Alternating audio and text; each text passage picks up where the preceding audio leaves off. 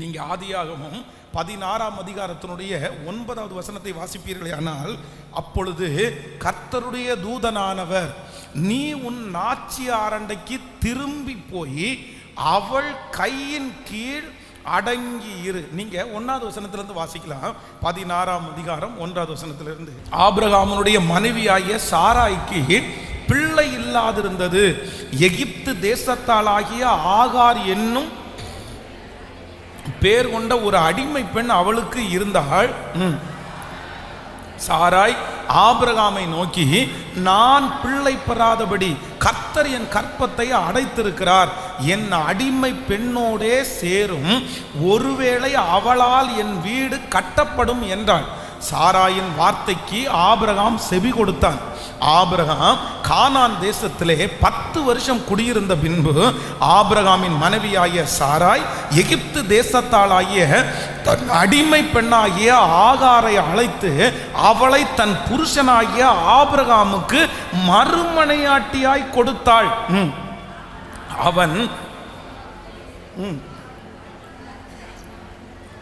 அவன் ஆகாரோடே சேர்ந்தபோது அவள் கர்ப்பம் தரித்தாள். அவள் தான் கர்ப்பவதி ஆனதை கண்டபோது தன் நாச்சியாரை அற்பமாய் எண்ணினாள். அப்பொழுது சாராய் ஆபிரகாமை நோக்கி, எனக்கு நேரிட்ட அநியாயம் உம்மேல் சுமரும், என் அடிமை பெண்ணை உம்முடைய மடியிலே கொடுத்தேன், அவள் தன் கர்ப்பவதி ஆகிறதை கண்டு என்னை அற்பமாய் எண்ணுகிறாள், கர்த்தர் எனக்கும் உமக்கும் நடு நின்று நியாயம் தீர்ப்பாராக என்றாள். அதற்கு ஆபிரகாம் சாராயை நோக்கி, இதோ உன் அடிமை பெண் உன் கையில்குள் இருக்கிறாள், உன் பார்வைக்கு நலமானபடி அவளுக்கு செய் என்றார். அப்பொழுது சாராய் அவளை கடினமாய் நடத்தினபடினால் அவள் அவளை விட்டு ஓடி போனாள். கர்த்தருடைய தூதனானவன் அவளை வனாந்தரத்திலே சூருக்கு போகிற வழியருகே இருக்கிற நீரூற்றண்டையில் கண்டு, சாராயின் அடிமை பெண்ணாகிய ஆகாரே, எங்கே இருந்து வருகிறாய், எங்கே போகிறாய் என்று கேட்டாள். அவள், நான் என் நாச்சியாராகிய சாராயை விட்டு ஓடி போகிறேன் என்றாள். அப்பொழுது கர்த்தருடைய தூதனானவர், நீ உன் நாச்சியாரண்டைக்கு திரும்பி போய் அவள் கையின் கீழ் அடங்கி இரு என்றார்.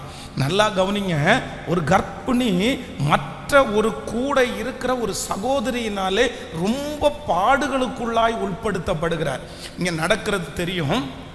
ஆபிரகாம் எனக்கு ஒரு கல்யாணம் பண்ணி வை அப்படின்னு சாராயை பார்த்து அவர் சொல்லலை, எனக்கு ஒரு கல்யாணம் பண்ணணும், இல்லை எனக்கு குழந்தை பிறக்காது, உன்னை கல்யாணம் பண்ணி நான் என்னத்தை கண்டேன், எனக்கு குழந்தைய நீ கொடுக்கல, இல்லை உன் மேலே தானே கம்ப்ளைண்ட்டு அப்படின்னு சொல்லி சாராயை அவர் எதுவும் திட்டலை. ஆனால் இந்த சாராய் என்ன அப்படின்னா, இந்த இடத்துல ரொம்ப அவசரப்பட்டுட்டாங்க. இந்த அடிமை பெண்ணை ஆபிரகாம் கல்யாணம் பண்ணல, ஆனா இந்த அம்மாவே என்ன பண்றாங்கன்னா, தன்னுடைய கணவனாருக்கு அந்த அடிமை பெண்ணை கல்யாணம் பண்ணி வைக்கிறாங்க. இது ஒரு சாதாரணமே இல்லை. வேதத்துல தன்னுடைய கணவனாருக்கு இன்னொரு திருமணம் பண்ணி வைத்த ஒரே அம்மா யார் அப்படின்னு சொன்னா இந்த சாராய் தான். அப்போ ஆண்டவரிடத்துல கேட்கல, சித்தத்தை கேட்கல, அவங்க எப்படியோ நினைச்சிட்டாங்க, சரி நம்முடைய கணவனார் நம்மளை திட்டலன்னு நினைச்சாங்களோ, இல்லை இவருக்கு நம்ம ஒரு குழந்தை கொடுக்க முடியலையே அப்படின்னு நினைச்சாங்களோ, என்ன நினைச்சாங்களோ தெரியல. இந்த சகோதரி மேல அவர் வச்சிருக்கிற ஒப்பீனியனா என்னன்னு தெரியல. சரி பரவாயில்ல, நான் உங்களுக்கு கல்யாணம் பண்ணி வச்சிடுறேன், நீங்க அவளால் ஒரு சன்னதி உருவாகட்டும்னு சொல்லி தன்னுடைய முழு மனதோடு அவ்வளோ பெரிய விஷயத்தை தியாகம் பண்ணி, தன்னுடைய தியாகம் மாதிரி பண்ணி அப்படி பண்ணி வச்சிடறாங்க. ஆனால் இப்போ என்ன நடக்குது அப்படின்னு சொன்னால், இந்த ஆகார் தான் கர்ப்பவதி ஆனதை கண்ட உடனே அவருடைய நாச்சியாரை எப்படி நினைச்சாங்களாமா, அற்பமாய் நினைத்தார்கள். ஆண்டவர் ரொம்ப கவனமாக கவனிங்க, எந்த கர்ப்பிணி பெண்ணையும் ஆண்டவர் ரொம்ப மெதுவாய் நடத்த சொல்லி இருக்கிறார், மெதுவாய் நடத்த சொல்லி இருக்கிறார். அவர்களுக்கு பாதுகாப்பை கொடுத்தார், அவர்கள் மேல ஆண்டவர் இரக்கம் பாராட்டினார். ஆனா ஆண்டவர் ரொம்ப ஸ்ட்ரிக்டா சொன்ன ஒரே ஒருத்தங்க யார் அப்படின்னா இந்த ஆகார். ஆனா இந்த ஆகாரை சொல்லும் போது, ஆகாரே நீ உன் நாச்சியாரண்டைக்கு போய் அடங்கிருன்னு சொல்லல, அந்த இடத்துல ஒரு வார்த்தையை மென்ஷன் பண்றாரு, சாராயின் அடிமை பெண்ணாகிய ஆகாரே. சாராயின் அடிமை பெண்ணாகிய, இன்னைக்கு பொறுப்பு கொடுக்கப்பட்டுருச்சு, இன்னைக்கு பிள்ளை உண்டாயிருச்சு, இன்னைக்கு ஆபிரகாமுக்கு நீ மனைவியாக மாற்றப்பட்டிருக்கிறாய், இன்னைக்கு எல்லா ஆசீர்வாதமும் உனக்கு உங்களுக்கு கொடுத்த அந்த மனுஷரை பார்க்கலும் பல மடங்கு வந்துருச்சு.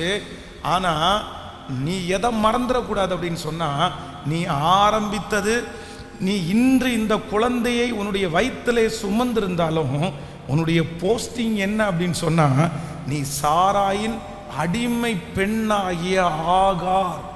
ஆண்டவருடைய பிள்ளைங்க ரொம்ப கவனமா இருக்கணும். உங்க மேல ஆண்டவர் எப்போ கோவப்படுவார் தெரியுமா? எப்ப ஆண்டவர் உங்களை கண்டிப்பார் தெரியுமா? எப்ப நீங்க ஆண்டவருடைய அன்பிற்கு தூரமாவீர்கள் தெரியுமா? அதிகாரங்கள், பொறுப்புகள், ஆசீர்வாதங்கள், செல்வங்கள் கொடுக்கப்படும் போது ஒரு தேவனுடைய பிள்ளை இதுக்கு முன்னாடி அந்த அதிகாரத்தை கொடுத்த, இல்லைன்னா அந்த அதிகாரத்திலே இருந்த, நமக்கு முன்னாடி இருக்கிற மனிதர்களை நீங்க அற்பமா நினைச்சிட்டீங்க அப்படின்னு சொன்னா, கண்டிப்பாக ஆண்டவர் உங்கள் பேரிலே பிரியமா இருக்க மாட்டார். கர்த்தர் எவ்வளவு உயர்வை கொடுத்தாலும், கர்த்தர் எவ்வளவு உங்களை ஆசீர்வதிச்சாலும் நீங்க ஒன்றை மறக்க கூடாது. நான் எங்கிருந்து வந்தேன், நான் எங்கிருந்து ஆரம்பிச்சேன், கர்த்தர் எங்கிருந்து என்னை தூக்கி எடுத்தாரு, என்னுடைய ஆரம்ப வேலை என்ன, என்னுடைய தகப்பனாருடைய வேலை என்ன, என்னுடைய குடும்பம் என்ன செய்துட்டு இருந்துச்சு, இந்த காரியத்தை நீங்க மனசுல வைக்காம, நீங்க கிடைச்சிச்சு, எனக்கு ஆசீர்வாதம் கிடைச்சிருச்சு, எனக்கு உயர்வு கிடைச்சிருச்சு, இனி நான் யாரையுமே மதிக்க வேண்டியது இல்லை, இனி நான் யாருக்குமே கீழ்ப்படிய வேண்டியது இல்லை அப்படின்னு நீங்க சொல்லுவீர்களே, ஆனால் கண்டிப்பாக ஆண்டவர் அவர்களுக்கு கீழ்தான் உங்களை கர்த்தர் வைப்பார். ஆமேன் சொல்லுங்கள். வேதம் சொல்லுகிறது, ராஜாவை மனதிலும் நிந்தியாதே, ராஜாவை மனதிலும் நிந்தியாதே. ரொம்ப கேர்ஃபுல்லாக இருக்கணும், ரொம்ப கவனமாக இருக்கணும். நான் சொல்லுகிறதை கேளுங்கள்.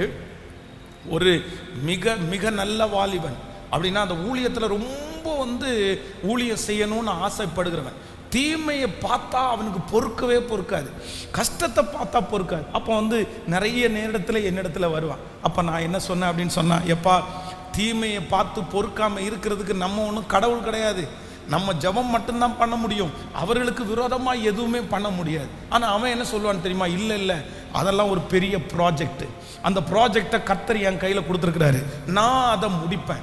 ஏதாவது ஒரு கணவன் பிரச்சனை பண்ணாரா, மனைவி பிரச்சனை பண்ணாரா, இவங்க போய் நின்று போலீஸ் ஸ்டேஷனில் பேசி பஞ்சாயத்து பண்ணி அப்படி அனுப்புகிறது வழக்கம்.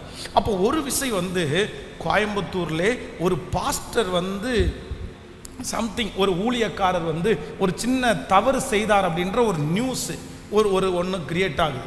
அப்படின்னா அவரிடத்துல ஜெபம் பண்ண போன ஒரு பெண்ணிடத்திலே அவர் ஏதோ சம்திங், அது என்ன நடந்துச்சுன்னு நமக்கு தெரியாது, என்னமோ அவர் மிஸ்யூஸ் பண்ணிட்டாரு, என்னமோ தொட்டுட்டாரு அப்படின்றது மாதிரி ஏதோ ஒரு நியூஸ்.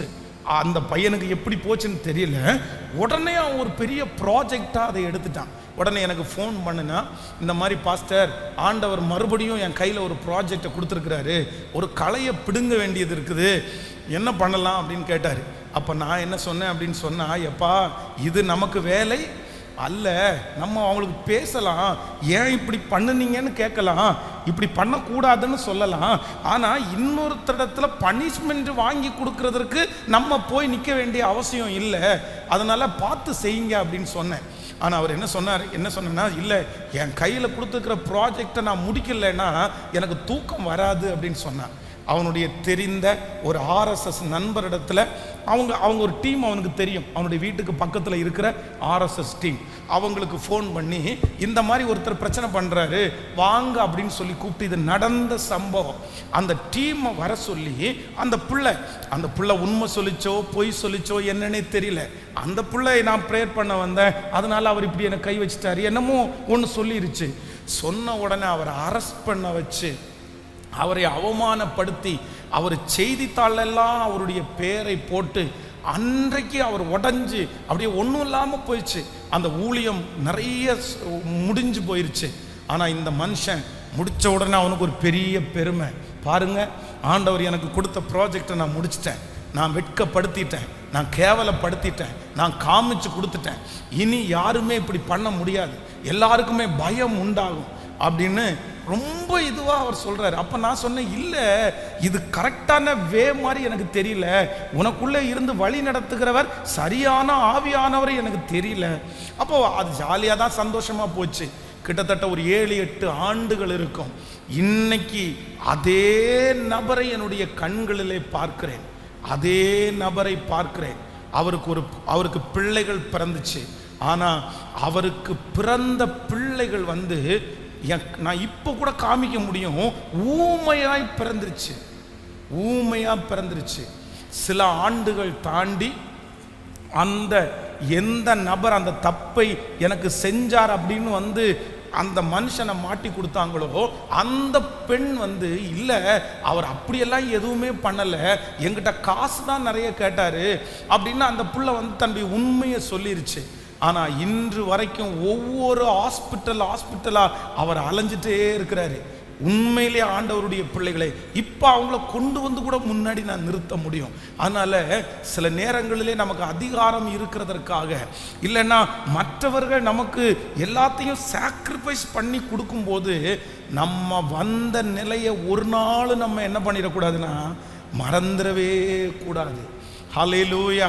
இந்த ஆகார் தான் வந்த நிலைமையை மறந்ததுனால கர்த்தர் ஞாபகப்படுத்துகிறார். நீ யார் தெரியுமா, நீ யார் தெரியுமா, ஒரு நாள் நீ எங்க இருந்த தெரியுமா, உன்னுடைய பின்னணி என்ன தெரியுமா, உன்னுடைய குடும்பம் என்ன தெரியுமா.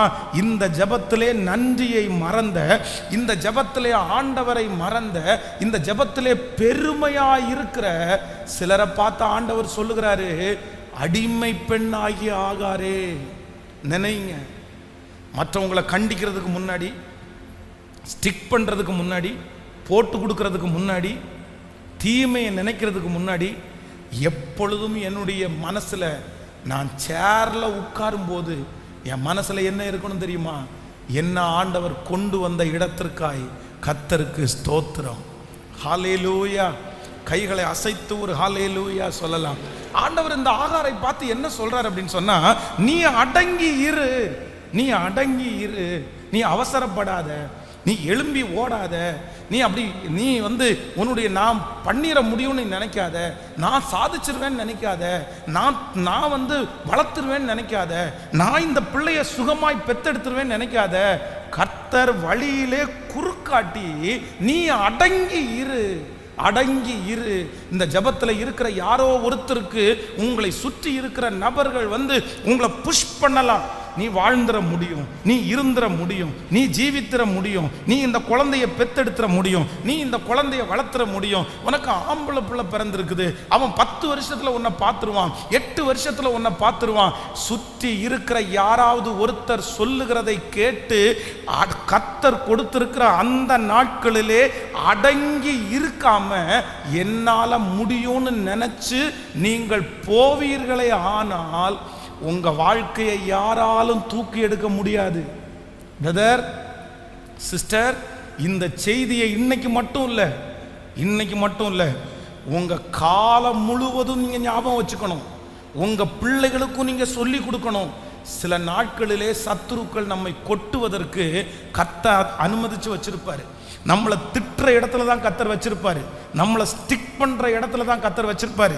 சில இடங்களில் கர்த்தர் நமக்கு வைக்கும்போது அந்த இடத்துல நம்மளால உட்காரவே முடியாது. அந்த இடத்துல ஆசீர்வாதம் நமக்கு இருந்தாலும் அந்த ஆசீர்வாதம் நமக்கு நல்லதானதா இருக்காது. ஆனா ஆண்டவர் என்ன சொல்றாருன்னா, அந்த இடத்திலே அடங்கி இருப்போமே ஆனால் கர்த்தருடைய ஆசீர்வாதத்தை நம்முடைய கண்கள் காணும். கைகளை உயர்த்தி ஒரு ஹல்லேலூயா சொல்லலாம். கைகளை அசைத்து ஒரு ஹல்லேலூயா சொல்லுங்கள். இந்த அடங்கி இருங்க. ஆண்டவர் இந்த பெண்மணியை பார்த்து ஏன் அடங்கி இருங்க, ஏன் நீ அடங்கி இரு அப்படின்னு சொல்றார் அப்படின்றதை குறித்து நான் தியானித்து கொண்டே இருந்தேன். அப்பொழுது அந்த அதிகாரத்தில் அந்த 6வது வசனத்தை மறுபடியுமாய் ஒரு விசை வாசிக்கலாம். அந்த 6வது இடத்துல வாசிக்கலாம். அதற்கு ஆபிரகாம் சாராயை நோக்கி, இதோ உன் அடிமை பெண் உன் கைக்குள் இருக்கிறாள், உன் பார்வைக்கு நலமானபடி அவளுக்கு செய் என்றான். அப்பொழுது சாராய் அப்பொழுது சாராய் அவளை கடினமாய் நடத்தினபடினால் அவள் அவளை விட்டு ஓடி போனாள். ஆமேன் சொல்லுங்க.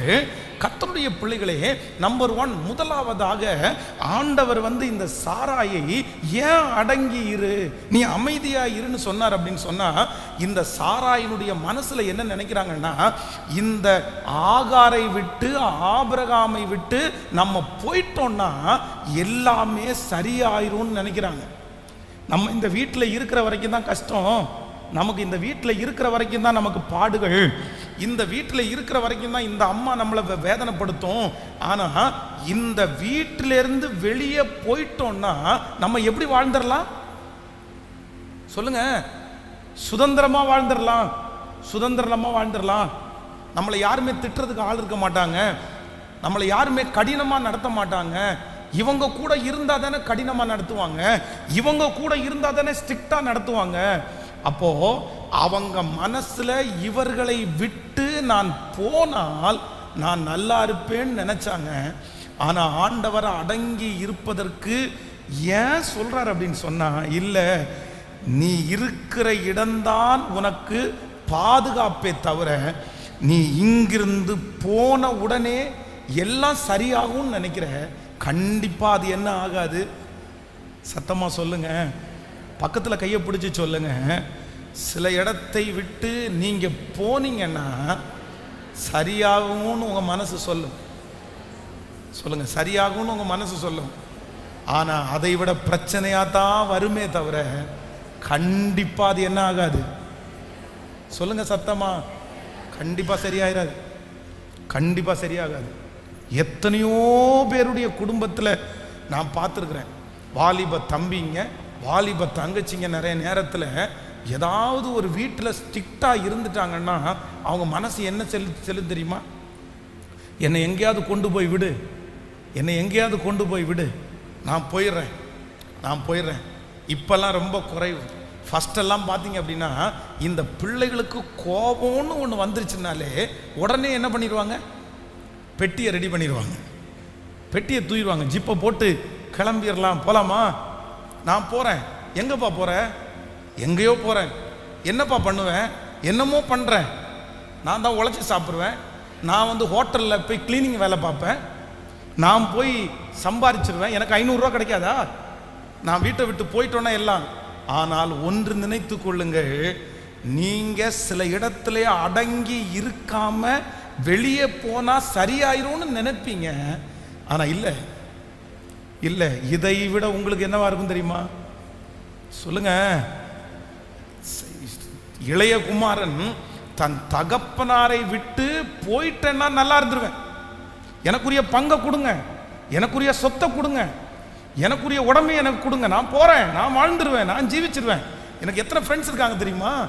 எத்தனை பேர் எவ்வளவு இருக்காங்க தெரியுமா? ஆனா தன் தகப்பனாரிடத்திலேருந்து அத்தனையும் வாங்கி கொண்டு அவன் வெளியே போகும்போது என்ன நினைச்சு போறான் அப்படின்னா, என் அப்பாவை விட்டு போனா நான் நல்லா இருப்பேன்னு நினைச்சு போனான். ஆனா வேதம் சொல்லுகிறது, அவன் கொண்டு போன அனைத்தையும் இழந்து அவனோடு கூட இருந்து அவனை சப்போர்ட் பண்ண எல்லாருமே அவனை விட்டு வெளியில போய் கடைசியில் நிற்கதியாய் நின்று பன்றியினுடைய தவிட்டினாலே தன்னுடைய வயிறை நிரப்புறதற்கு ஆசையா இருந்தானாமா, ஆசையா இருந்தானாமா. இந்த கள்ளக்காதல்ல ஓடி போகணும்னு நினைக்கிறவங்க, இந்த லவ் பண்ணி ஓடி போகணும்னு நினைக்கிறவங்க, ஒருவேளை இங்கே இருக்கிற நீங்கள் யாரும் இருக்க மாட்டீங்கன்னு நான் நம்புகிறேன். இந்த சத்தத்தை யாராவது ஒருத்தர் கேட்டுட்டு இருக்கலாம். ஒன்று நினச்சிங்க தங்கச்சி, ஒன்று நினச்சிங்க தங்கச்சி, ரொம்ப கேர்ஃபுல். உங்கள் அம்மா உங்களை ஃபோன் நோண்டுறதுனால உங்களை திட்டலாம், நீ கூட்டலை, நீ பெருக்கலை, நீ சமைக்கலை அப்படின்னு நினச்சிட்டு இந்த இடத்துல அடிமையாக வாழ்கிறத விட சுயாதீனமாக நான் வாழ்ந்துடலான்னு மனசில் கூட நீ நினச்சிடாதப்பா, மனசில் கூட நினச்சிடாத. இந்த வீட்டை விட்டு நான் போனால் சரியாயிரும் நீ நினச்சிடாத. ஆண்டவர் என்ன சொல்கிறார் அப்படின்னு சொன்னால், ஏற்ற காலத்தில் அவர் உங்களை உயர்த்தும்படிக்கு அவருடைய பலத்த கைக்குள்ள, சத்தமாக சொல்லுங்க, சரியாயிராது. சரியாயிராது. ஆண்டவர் இந்த ஆகாரை நீ அடங்கி இரு, நீ அடங்கி இரு, ரொம்ப ஸ்ட்ரிக்டா ரொம்ப கடினமா. ஏன் சொல்றாரு அப்படின்னு சொன்னா, ஆகாருடைய மனசுல இங்கிருந்து போனா சரியாகும்னு நினைச்சாங்க. ஆனா கர்த்தர் சொல்றாரு சுலபம் அல்ல, அது ரொம்ப கடினம். இந்த சத்தத்தை கேட்கிற சிலரை சில இடங்களில் உங்களை ரொம்ப கிரஷ் பண்ற மாதிரி, அப்படியே ஒடுக்கிறது மாதிரி, உங்களை ஒடுக்கிறது மாதிரி பண்ணலாம். ஆனா ஒன்று நினைச்சுக்குங்க, நீங்க லீலி புஷ்பன்றதை மறந்துடக்கூடாது. உங்களை எவ்வளவு கிரஷ் பண்றாங்களோ, உங்களை எவ்வளவு அழுத்துறாங்களோ, அது நீங்க நிர்மூலமாவதற்காக அல்ல. நான் நம்புறேன், உங்களை அப்படி ஒடுக்க உங்களை பாடுபடுத்த உங்களை கஷ்டப்படுத்த நீங்கள் உபத்திரவப்பட்டது உங்களுக்கு நல்லது. கண்டிப்பாக ஆண்டவர் அவர்களுக்கு முன்பாக உங்களை வாசனை கொடுக்கிற ஒரு நபராக மாற்றுவதற்காகத்தான் அந்த சூழ்நிலையிலே கர்த்தர் உங்களை அனுமதிக்கிறார்.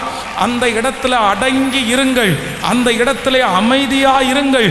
ஏற்ற காலம் என்று ஒன்று வரும்.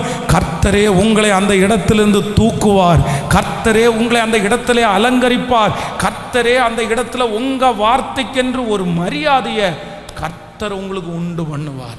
எத்தனை பேர் ஆமோதிக்கிறீங்க? ஆண்டவரிடத்துல ஒவ்வொரு பிள்ளைகளும் இன்னைக்கு என்ன கேட்கணும் அப்படின்னு சொன்னா, நான் அடங்கி இருப்பேன், நான் கட்டுப்பட்டு இருப்பேன். ஏன் அப்படின்னு சொன்னா, நான் வெளியே போன உடனே எல்லாம் சரியாகாது. கண்டிப்பாக என்னை என்று ஆண்டவர் கொண்டு போறாரோ அன்றைக்கு தான் எனக்கு எல்லாமே சரியாய் நடக்கும். ஹல்லேலூயா. கைகளை அசைத்து ஒரு ஹல்லேலூயா சொல்லலாம். எத்தனை பேர் விசுவாசிக்கிறீங்க? எத்தனை பேர் விசுவாசிக்கிறீங்க? ஆண்டவர் சொல்றாரு, இப்போ உங்களுக்கு பாதுகாப்பான இடம் எதுதான் சொல்லுங்க? இப்போ உங்களுக்கு பாதுகாப்பான இடம் அதுதான். உங்களுக்கு பாதுகாப்பான இடம் அதுதான். நம்பாதீங்க, மனுஷனை நம்பாதீங்க, மனுஷன் சொல்கிற வார்த்தைகளை நம்பாதீங்க, ஃப்ரெண்ட்ஸை நம்பாதீங்க, சுற்றி இருக்கிறவர்களை நம்பி உங்க வாழ்க்கையை இழந்துடாதீங்க. ஆண்டவர் என்ன சொல்றாரு அப்படின்னு சொன்னா, நான் உன்னை உயர்த்துகிற வரைக்கும் என் பலத்த கைக்குள்ள. எல்லாரும் கைகளை உயர்த்தி ஜெபம் பண்ணுங்க பார்க்கலாம். கேளுங்க ஆண்டவரிடத்துல, ஆண்டவரே அடங்கி இருக்கக்கூடிய கிருபை சொல்லுங்க. ஒவ்வொருத்தரும் முழு பலத்தோட சொல்லுங்க, அடங்கி இருக்கக்கூடிய கிருபை. கேளுங்க, அப்பாட்ட கேளுங்க, அடங்கி இருக்கக்கூடிய கிருபை சொல்லுங்க. ஒவ்வொரு வாலிப தம்பியும் தங்கச்சியும் கேளுங்க, ஆண்டவரே அடங்கி இருக்கிற கிருபை, அடங்கி இருக்கிற கிருபை. ஹல்லேலூயா. சில இடங்களில் ஆண்டவர் உங்களை உட்கார வச்சிருக்கிற இடம் கடினமாக இருக்கிறதற்காக அந்த இடத்தை விட்டு நீங்கள் வருவீர்களே ஆனால் கொஞ்ச நாள் நல்லா இருக்கும் சிஸ்டர், பிரதர், கொஞ்ச நாள் நல்லா இருக்கும் பிரதர், சிஸ்டர். ரொம்ப அன்பாய் நான் இந்த ஊழியத்தில் இருக்கிறதுனால சொல்கிறேன், நிறைய பேருடைய வாழ்க்கையை நான் பார்க்கறதுனால சொல்கிறேன், கொஞ்ச நாளைக்கு நல்லா இருக்கும், கொஞ்ச நாளைக்கு நல்லா இருக்கும், கொஞ்ச நாளைக்கு எல்லாமே இந்த ஃப்ரீடம் அப்படின்னு இருக்கு பாருங்களேன். இந்த உலகத்தில் இருக்கிற எல்லா மனிதர்களும் ஃப்ரீடத்தை ரொம்ப விரும்புகிறாங்க. என்னை யாருமே ஸ்டிக் பண்ணக்கூடாது, என்னை யாருமே கேள்வி கேட்கக்கூடாது, என்னை யாருமே தட்டிக்க கொடுக்கக்கூடாது அப்படின்றது மாதிரி நம்ம நிறைய பேர் ஃப்ரீனஸை எதிர்பார்க்குறோம். ஆனால் ஒன்று நினைத்து கொள்ளுங்கள், சில நேரத்தில் கண்டிப்பு தான் நம்மளை காப்பாற்றுமே தவிர ஃப்ரீடம் என்கிற ஒன்று நமக்கு கொடுக்கப்பட்டுச்சுன்னு வைங்களேன், நம்ம நிறைய பேர் வழி மாறி போயிடுவோம். நீங்கள் நிறைய பேர் வழி மாறி போயிடுவீங்க. ஆண்டவர் உங்களுக்கு கொடுத்திருக்கிற பாதுகாப்புலேயே மிகப்பெரிய பாதுகாப்பு என்ன அப்படின்னா, அவருடைய பலத்த கைக்குள்ள உங்களை வச்சிருக்கிறது தான் பாதுகாப்பு, ஸ்டிக்டுக்குள்ள வச்சிருக்கிறது தான் பாதுகாப்பு. அம்மா உன்னை திட்டுறதுக்குன்னு ஒரு அம்மா இருக்காங்கல்ல, அதுதான் அம்மா உனக்கு பெரிய வெற்றி. பிரதர், மகன் உன்னை தப்பு பண்ணா கண்டிக்கிறதுக்குன்னு ஒருத்தர் இருக்காங்கல்ல, அதுதான் உன்னுடைய வாழ்க்கையில் பெரிய வெற்றி. Freedom, freedom, freedom. கணவனார் ஓயாமல் திட்டிகிட்டே இருக்காரு, என் மனைவி ஓயாமல் திட்டிகிட்டே இருக்காங்க. இன்றைக்கெல்லாம் காலம் மாறி போச்சு, காலம் மாறி போச்சு. ஏன் என்ன ஃப்ரீடமா, என்ன அடிமையா? நான் என்ன உனக்கு அடிமையா? என்ன அடிமையாக நடத்துவீங்களா? அதற்காக மற்றவர்களை அடிமையாய் நம்மளை நடத்தணும்னு நான் சொல்லலை, நடத்தணும்னு சொல்லலை. நமக்கு என்ன வேணும் அப்படின்னு சொன்னால், அவர் என்னை உருவாக்குற வரைக்கும் அவருடைய பலத்த கைக்குள்ள, அவருடைய பலத்த கைக்குள்ள, சொல்லுங்க எல்லாருமே, அவருடைய பலத்த கைக்குள்ள அடங்கி இருக்கக்கூடிய கிருபை. ஆமென். நம்பர் 1, முதலாவது சாராயை பார்த்து ஆண்டவர் உன் நாச்சியார் அண்டைக்கு போய் எங்க எங்க அடங்கி இருக்கணுமாமா? யார் அண்டைக்கு? நம்ம நிறைய பேர் ஜெபம் பண்ணுவோம், ஆண்டவர் அவங்ககிட்ட மட்டும் அனுப்பாதீங்க, வேற எங்க போனாலும் நான் என்ன பண்ணிடுறேன், நான் அடங்கி இருக்கிற ஆண்டவரே, நான் கண்டிப்பா அடங்குவேன், அடங்காதவெல்லாம் கிடையாது. ஆனா யார்கிட்ட அடங்க மாட்டேன், அவன்கிட்ட அடங்க மாட்டேன், வேற யார்கிட்டயாவது அனுப்புங்க, அவங்கள்ட்ட அடங்குறேன். ஆனா ஆண்டவர் என்ன சொல்றாரு தெரியுமா? நீ வேற எங்கேயும் அடங்க வேண்டாம், நீ முதல்ல எங்க போய் அடங்கு. சொல்லுங்க, நீ உன் நாச்சியார் அண்டைக்கு திரும்பி போய், நீ எந்த இடத்துல கோவிச்சுட்டு வந்தியோ, எந்த இடத்துல சண்டை போட்டுட்டு வந்தியோ, எந்த இடத்துல திட்டிட்டு வந்தியோ, எந்த இடத்துல அவங்க மனசை கஷ்டப்படுத்திட்டு வந்தியோ, அந்த இடத்துல போய் கீழ்ப்படிந்து நீ என்ன பண்ணு ஆண்டவர் சொல்றாரு, நீ அடங்கிரு, அடங்கிரு. ஹல்லேலூயா. நம்பர் 1, நான் அடங்கி இருக்கிறதுக்கு ஆண்டவர் ஏன் சொல்றாருன்னா, நான் அடங்கி இராமல் போனால் எல்லாம் எனக்கு கண்டிப்பாக சரியாகாது, சரியாகாது, சரியாகாது. கணவனாரை விட்டுட்டு பிள்ளைகளை கூட்டிட்டு வெளியூரில் வந்து என் பிள்ளைகளை வாழ வச்சிருவேன்னு சொன்ன எத்தனையோ தாயார்கள் திண்டாடுகிறத என் கண்ணால் பார்த்துருக்குறேன். இப்போ தெரியாது சிஸ்டர், இப்போ தெரியாது பிரதர், அம்மாவை விட்டுட்டு என் பிள்ளைகளை வளர்த்திடுவேன், அப்பாவை விட்டுட்டு என் பிள்ளைகளை வளர்த்திடுவேன் அப்படின்னு சொல்றது இன்னைக்கு தெரியாது, இன்னைக்கு தெரியாது. இன்னைக்கு சின்ன பிள்ளைங்க, நீங்கள் சொன்னது எல்லாத்தையுமே கேட்பாங்க, உங்கள் முந்தானைக்கு பின்னாடியே வந்துடுவாங்க, நீங்கள் சொல்கிறது எல்லாத்துக்கும் பின்னாடி வந்துடுவாங்க. ஆனால் ஒரு காலத்தில் அவங்களுக்கு திருமணம்னு வரும் பாருங்க, அவங்களுக்கு ஒரு நல்ல காரியம்னு வரும் பாருங்க, அன்னைக்கு அம்மா எங்கன்னு கேட்பாங்க, அப்பா எங்கன்னு கேட்பாங்க. உங்களை விட்டுட்டு போய் இன்னொருத்தரை கல்யாணம் பண்ணிட்டாரு, உங்களை விட்டுட்டு போய் இன்னொருத்தரை கல்யாணம் பண்ணிட்டாங்க அப்படின்னு சொல்கிறத நீங்கள் ஈஸியாக சொல்லிடலாம், ஈஸியாக சொல்லிடலாம். ஆனால் அதே இது நீங்கள் பண்ணீங்கன்னு வைங்களேன், உங்கள் மனசாட்சி எங்கே குத்தும் தெரியுமா? நிறைய பேருக்கு பிள்ளைகளை குறித்து எந்த கவலையுமே கிடையாது. உனக்கு அப்பா இருந்தா என்ன, அம்மா இல்லைன்னா என்ன, எதுவுமே கிடையாது. நான் உன்னை வளர்த்துறேன், நீ வளர்த்து. இல்லை, ஒரு காலகட்டம் முடியும் போது பிள்ளைகளுக்கு அம்மாவும் தேவைப்படுவாங்க. சத்தமா சொல்லுங்க. துஷ்ட மனுஷியா இருந்தாலும் அம்மா தேவைப்படுவாங்க, துஷ்ட மனுஷனா இருந்தாலும் யார் தேவைப்படுவாங்கன்னா, கடந்த நாட்களிலே வெளிநாட்டில் ஒரு ஊழியத்திற்காக போகிறதற்காக சென்னையில் ஒரு சின்ன இமிக்ரேஷன்ஸ் அதை வச்சுருந்தாங்க. அப்போ வந்து நான் ரொம்ப ஃபைல், ஒரு பெரிய ஃபைல் எடுத்துகிட்டு போனேன். அப்போ வந்து நான் அந்த ஃபைலை செக் பண்ணேன், சரி என்ன ஃபைல் தான் இருக்குது பார்க்கலாம் அப்படின்னு சொல்லி. அப்போ எனக்கு ரொம்ப ஆச்சரியமாக இருந்துச்சு. ஒரு பிள்ளையினுடைய வாழ்க்கையிலே தகப்பன் என்கிறவன் எவ்வளோ பெரிய ஸ்தானம்ன்றத அப்போ தான் என்னுடைய அந்த ஃபைலுக்கு மேலே என்ன, என் பேர் தான் எழுதணும், பென்ஸ்ன்ற பேர் தான் எழுதணும். ஆனால் என் ஃபைலுக்கு மேலே என்ன எழுதுங்க தெரியுமா? வல்சலம் அப்படின்னு எழுதியிருந்தாங்க. எங்கள் அப்பா பேர் வல்சலம். அங்கே டோக்கன் கொடுத்தாங்க. அந்த டோக்கன் கொடுக்கும்போது என் பேர் பென்சன் தான் அவங்க கூப்பிடணும். ஆனால் அவங்க என்ன கூப்பிட்டாங்க தெரியுமா? வல்சலம் வாங்க அப்படின்னு தான் கூப்பிட்டாங்க. முழுக்க முழுக்க அந்த ஆஃபீஸில் என்னுடைய பாஸ்போர்ட்டில், என்னுடைய ரிப்போர்ட்ஸில், என்னுடைய அத்தனையிலையும் வல்சலம் பென்ஸ், வி பென்ஸ் கூட இல்லை, வல்சலம் பென்ஸ், வல்சலம். அப்பாவை இழந்திருக்கலாம் யாராவது ஒருத்தர், அப்பா உங்களுக்கு இல்லாமல் இருக்கலாம். ஆனால் அப்பா இல்லாத உங்களுக்கு ஐடென்டிட்டி தேவன் உங்களுக்கு முன்னாடி ஐடென்டிட்டியாக இருப்பார், அதில் எந்த சந்தேகமும் இல்லை. உலகத்தில் இருந்த அப்பா செய்கிறத விட உங்களுக்கு பல மடங்கு கர்த்தர் செஞ்சிருவார். ஆனால் அந்த அப்பாவை, அந்த அம்மாவை வேண்டான்னு ஒதுக்கிட்டு ஒருத்தருமே என்ன பண்ணிட முடியாதுன்னா கண்டிப்பாக இருக்க முடியாது. அப்பா பிள்ளைகளை வளர்த்துருவார், அப்பா பிள்ளைகளுக்கு சுடிதார் வாங்கி கொடுத்துருவார், அப்பா பிள்ளைகளை படிக்க வச்சிருவார், அப்பா பிள்ளைகளை கல்யாணம் கூட பண்ணி வச்சிருவார். ஆனால் பிள்ளைகளுக்கென்று சில பலவீனமோ இல்லை பேர்காலமோ வரும்போது பிள்ளைகள் யார்கிட்ட தான் ஆண்டணும் சொல்லுங்க? ஃபைலை தூக்கிட்டு வாமா, நான் உனக்கு டெஸ்ட் எடுக்க போறேன்னு அப்பா சொல்ல முடியாது. உனக்கு என்ன பிரச்சனைமா, நான் பார்த்துக்கிறேன்னு அப்பா சொல்ல முடியாது. அப்பா நல்ல அப்பா தான். அப்பா நெருக்கமான அப்பா தான், அப்பாவுக்கு பிள்ளை தான். ஆனாலும் அந்த இடத்துல பிள்ளைய யார் தான் ஃபில் பண்ண முடியும் சொல்லுங்க?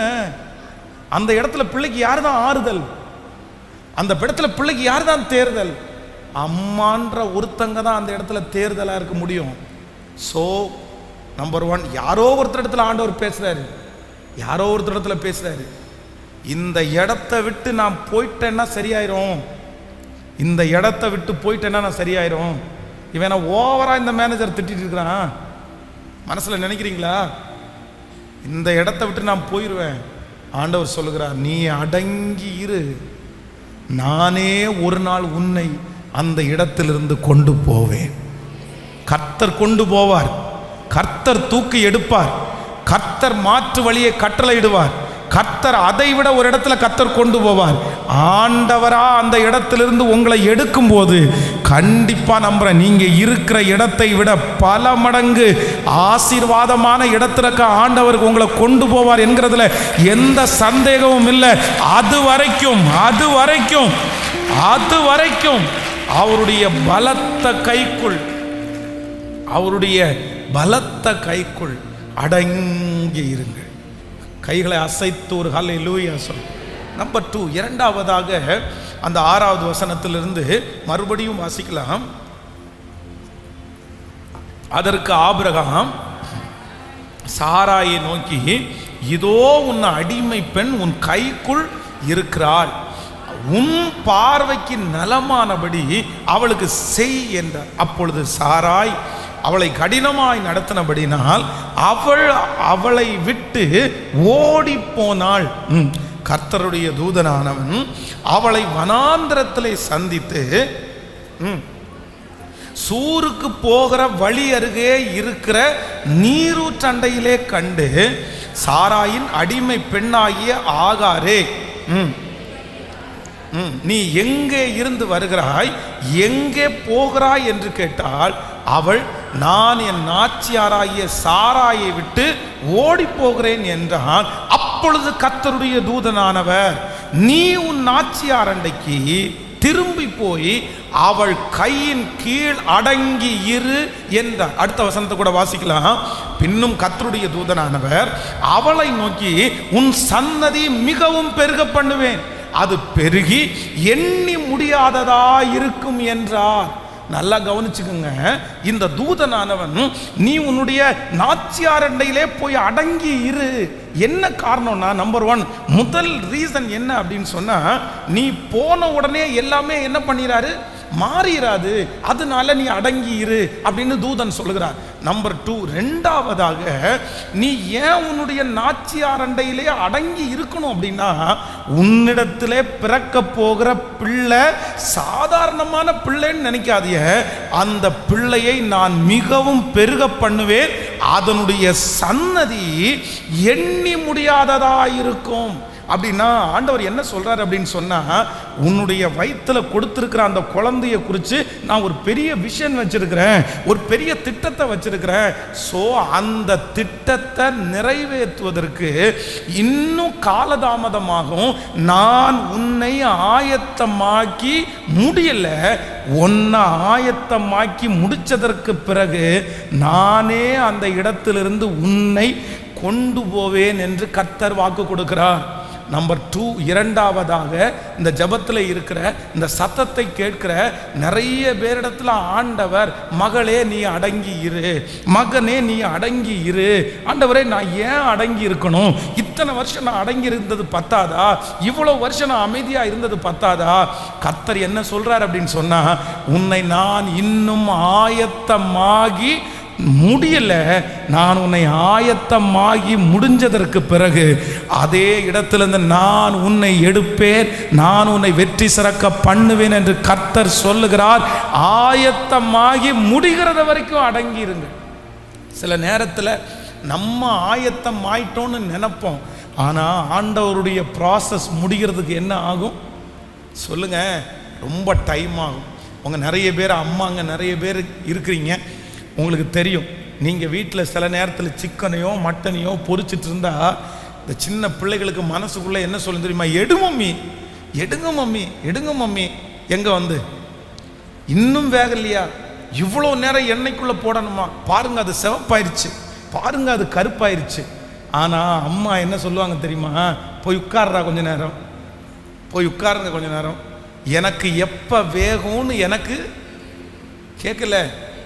கரிஞ்சிச்சா செவந்துச்சான்னு யாருக்கு தெரியும்? எனக்கு தெரியும்.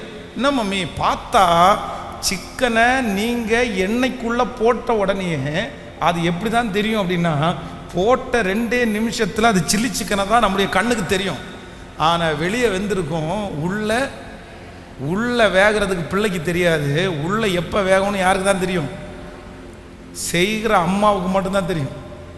செய்கிற அம்மாவுக்கு மட்டும்தான் தெரியும். சில நேரத்தில் ஆண்டவர் உங்களை உருவாக்கிட்டார்னு நீங்கள் நினைப்பீங்க.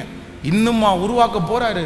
நான் ரெடி ஆயிட்டேன், எனக்கு மூக்கில் எந்த கோபமும் இல்லை, எனக்கு எதுவுமே இல்லை. ஐயோ, தேவனுடைய மனுஷனாகிய மோசே நினைக்கும் போது என்ன உருவாக்க வேண்டியது இருக்குது.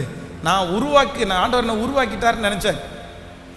அதனால தான் ஒரு டைம் கத்தி எடுத்துட்டேன், அவ்வளோதான். 40 வருஷம் கத்தர் என்ன பொரேடு எடுத்துட்டாரா, என்ன பயங்கரமாக உருவாக்கிட்டார்.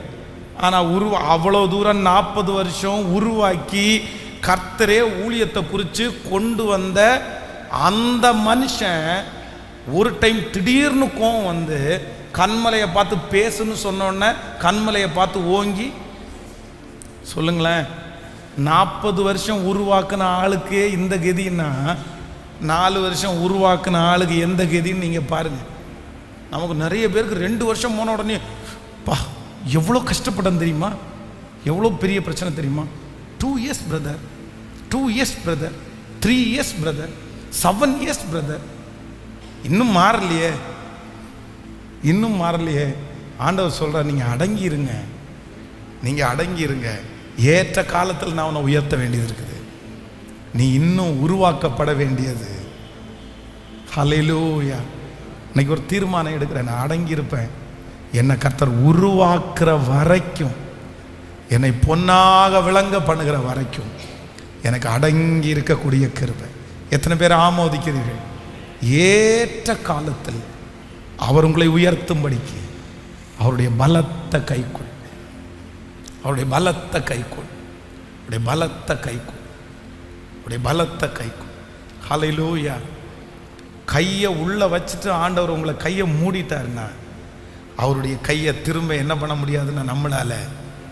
பலத்த கைக்குள்ள அடங்கி இருக்கிறது என்ன அப்படின்னா, நான் நினைச்சா கூட இந்த விரலை திறக்க முடியாது.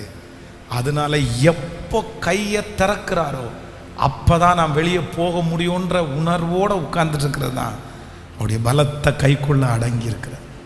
எனக்கு தெரியும், இந்த ஜபத்தில் இந்த சத்தத்தை கேட்கிற நிறைய பேரை கர்த்தர் அவருடைய கைக்குள்ள வச்சிருக்கிறார்.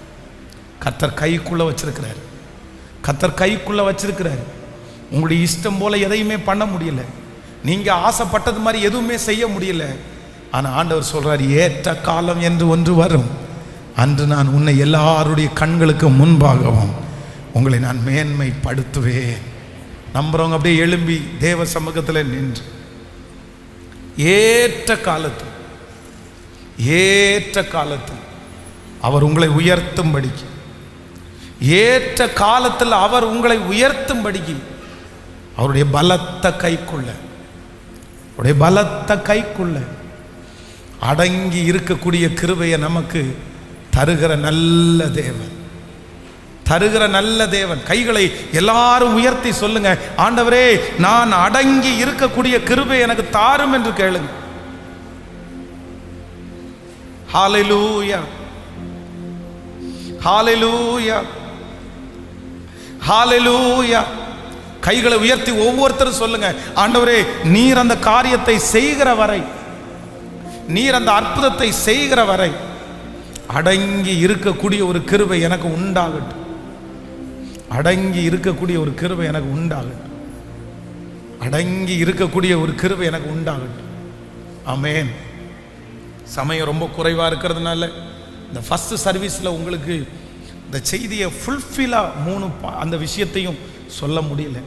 அதனால் உங்களுக்கு நேரம் கிடைக்குமானால் நம்முடைய கம் டு கம்ஃபர்ட் சேனலில் அடுத்த 2வது ஆராதனை, அந்த 2வது ஆராதனுடைய செய்தியை மட்டும் கண்டிப்பாக இன்னொரு டைம் நீங்கள் கேளுங்க. வாலிப தம்பிகளும் தங்கச்சிகளும் கண்டிப்பாக கேளுங்க. அவர் உங்களை உயர்த்துகிற வரைக்கும் உடைய கைக்குள்ளே அடங்கி இருக்கிற கிருபையை கர்த்தர் உங்களுக்கு தருவாராக. ஹல்லேலூயா. எல்லாருடைய கரங்களையும் உயர்த்தி நன்றி ஆண்டவரே, நன்றி நன்றி நன்றி ஆண்டவரே, நன்றி நன்றி அப்பா, நன்றி சொல்லுங்க. நன்றி ஆண்டவரே, நன்றி நன்றி நன்றி அப்பா, நன்றி நன்றி ஆண்டவரே, நன்றி. ஹல்லேலூயா. குயவரே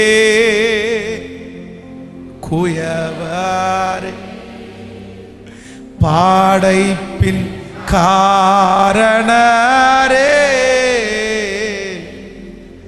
களி மண்ணான என்னையுமே கண்ணோக்கி பார்த்திடுமே. சொல்லுவோம். களிமண்ணான களிமண்ணான என்னையுமே